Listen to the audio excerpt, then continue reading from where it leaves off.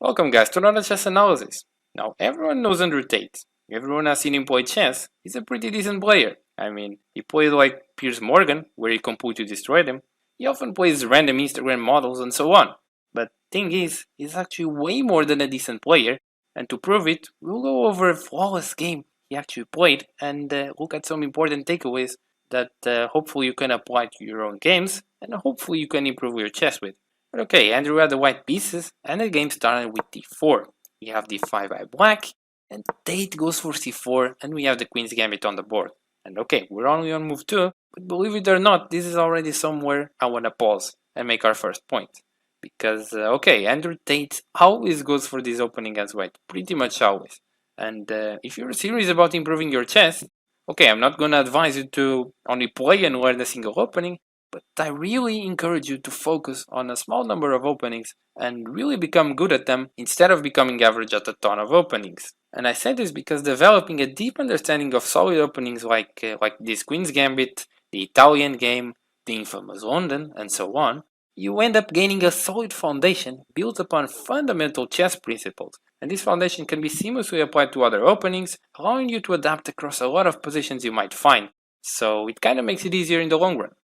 And okay, sure, you don't need to dive into like 20 move deep Grandmaster Divi, but hopefully you get my point.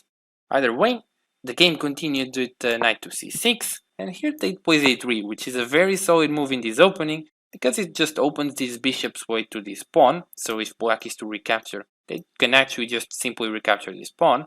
And okay, it has a drawback of blocking this bishop, but it's completely playable.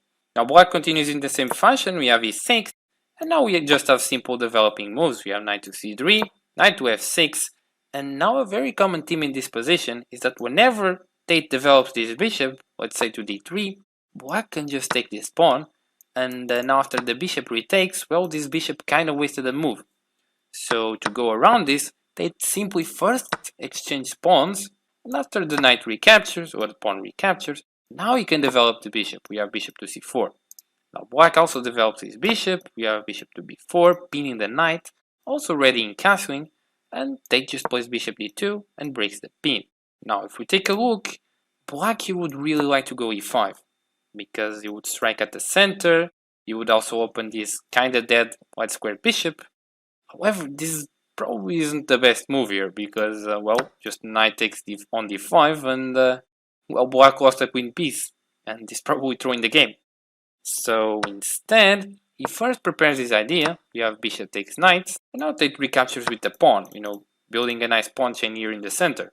And now instead of e5, black played knight to a5, and this is kind of strange. He did all that preparation and didn't follow through. And this kind of brings us to the next point. Like, please guys, like in real life, in chess, it's super important to have a purpose and a plan. Every move you make should have a certain goal, and wasting moves will only lead to wasting time. For example, here this knight a5, sure, kind of attacks this bishop, but now Tate simply plays bishop to d3, and this knight is just completely misplaced here, and yeah, Tate has a very nice pawn formation, 3 little pawns that are ready to push and just bulldoze the black position. And just take a look at these bishops, they're basically just snipers ready for deployment after the black king castles. And now, black can't even play e5, because then just c4 and both of your knights are attacked, and you're gonna lose a horsey. So, to summarize this knight a5, like please guys, please, try getting in the habit of always having a plan with your chess moves. Even if it's a bad plan, more often than not in chess it's better than nothing. But okay, after bishop to d3, black realized that his knight was basically a target in the center, so he just played knight f6. Now Tate here plays knight f3, just developing, again, super principled stuff, and black was kind of worried about his diagonal, so he just went back with the knight. However, since we were talking about plans, what the hell is black even doing? Like, both these knights just going back and forth, literally not improving anything. This brings us to the final point I want to make that will actually be key for the remaining of the game. And that is, usually one of the best plans, especially in the opening, is to focus on initiative and control. Because when you take a look at this game, pretty much all Tate has done so far was focused on developing his pieces and controlling the center. He hasn't done anything crazy, right?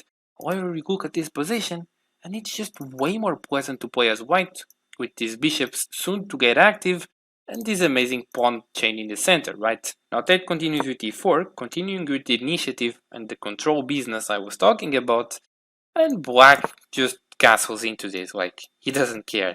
And now e5 is certainly a move to consider, and it's actually the best move recommended by the engine, because, after the knight leaves, these bishops are just active. Tate would play something like knight to g5, queen to h5, and literally just murder the black king. But Tate goes for an equally good idea, and he plays bishop to g5, because now e5 really is gonna hurt, because, there's a pin from the knight to the queen. Black has to address this. He plays h6. We have bishop to h4. Again, Tate continues with the same plan. He keeps the pin on the knight. Now black just plays rook e8, which kinda shows how lost he is in this position, right? Because now Tate just simply plays e5, the knight isn't going anywhere, and black tries g5, but okay, this isn't necessarily an hard move, but what would you play in this position? Pause the video and find out. Okay, so I'm sure this isn't really a difficult move to find for intermediate players, but you simply need to follow through with your plan, because Tate here plays knight g5, and now there isn't really anything black can do. Because after he takes back, simply bishop takes on g5. Now there isn't really any way to defend this pin, so black plays queen to d5, he tries going after the g2 pawn, trying to create something. Bishop takes knight, and now we really just, the black king is kind of in trouble, the queen is gonna slide in, and oh boy, is the black king really in trouble.